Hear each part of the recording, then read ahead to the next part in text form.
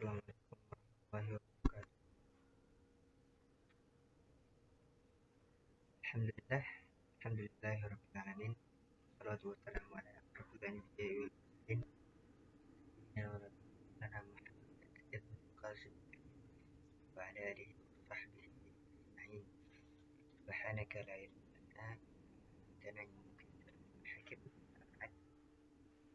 Pertama-tama marilah kita panjatkan puji kita kepada Allah Subhanahu wa taala karena atas berkat rahmat-Nya kita dapat beribadah, dapat beramal sampai hari ini.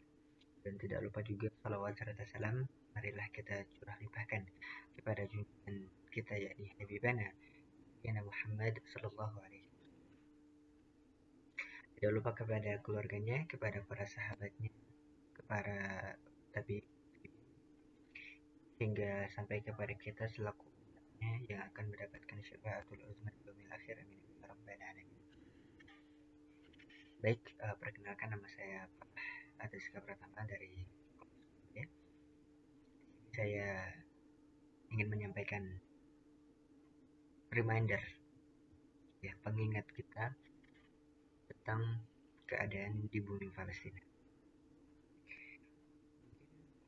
Bisa kita pikirkan, bisa kita bayangkan jika di pagi hari ketika kita membuka mata kita disambut dengan sapaan ramah dari orang tua kita, disambut mentari menyinari mata kita, dan sarapan yang sudah tersedia untuk memenuhi perut kita, untuk mengenyangkan perut kita. Tapi itu tidak terjadi, teman-teman, kepada saudara-saudara kita di Palestina.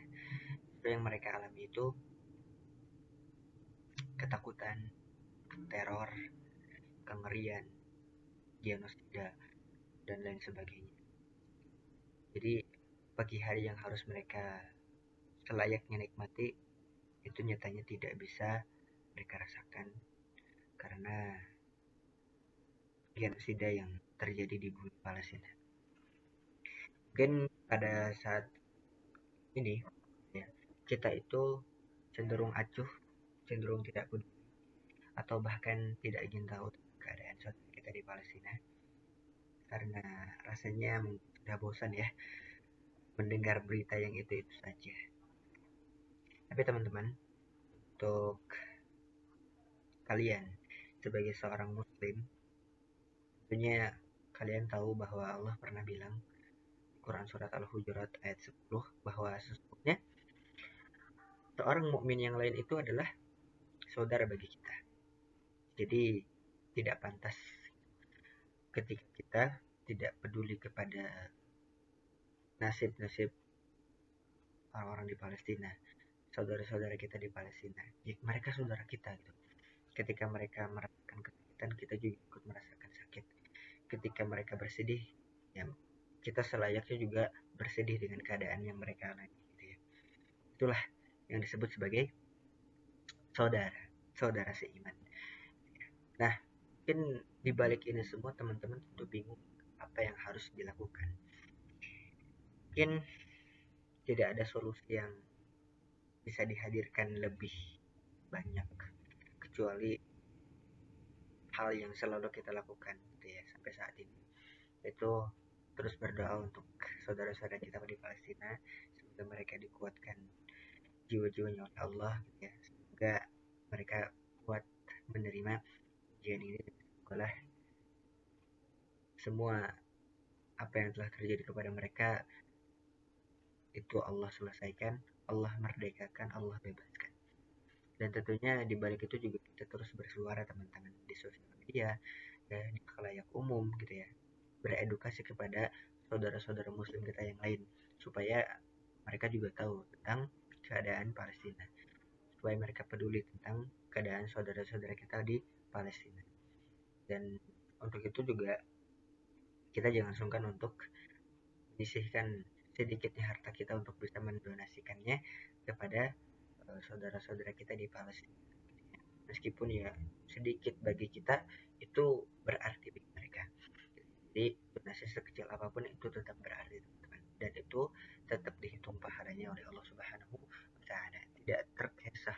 nilainya mau berapa gitu ya, kita mau berdonasi. Dan yang terakhir mungkin ini yang bisa kita refleksikan ke diri kita sendiri, apa sekiranya yang bisa kita perbaiki dari diri kita gitu ya, apa yang salah sebetulnya dari diri kita, ya ketika melihat fenomena ini tuh kita acuh dan malah tidak peduli apa yang salah gitu ya. Ini perlu direfleksikan gitu, perlu dikoreksi, perlu diperbaiki gitu ya. Apa jangan-jangan nilai dari seorang muslim sejati telah hilang daripada diri kita? Itu balik lagi, coba tanyakan kepada diri kita masing-masing gitu ya. Saya pun sendiri gitu ya, karena dari sejarah yang kita tahu bahwa pembebasan Palestina di zaman Umar bin Khattab, ketika terjadi penindasan ataupun sebagainya, itu mereka bisa langsung bertindak dan memerdekakan mereka. Terus di zaman selanjutnya, di zaman Salahuddin al-Ayyubi gitu ya, ketika misi pembebasan Palestina gitu ya, mereka sigap gitu untuk bisa menolong gitu ya. Nah, ada apa nih dengan kita gitu ya, ini sudah dibiarkan bertahun-tahun lamanya, berpuluh tahun lamanya gitu ya, tidak ada perubahan yang terlalu signifikan gitu ya. Ya ujung-ujungnya donasi, donasi, dan donasi. Tidak ada upaya untuk bisa sedikit pun membebaskan mereka gitu ya. Walaupun kita tetap berusaha gitu ya. Tapi yang jadi pertanyaan, sampai kapan? Palestina apakah akan dibiarkan seperti itu saja sampai mereka menderita kelaparan gitu ya, dan banyak lagi korban meninggal dunia gitu ya, sampai kapan? Kita coba refleksikan aja kepada diri kita masing-masing, apa jangan-jangan ada yang salah dengan diri kita hari ini, kita tidak bisa, tidak mampu untuk membantu saudara-saudara kita di Palestina dalam kemerdekaannya. Mungkin itu yang bisa saya sampaikan.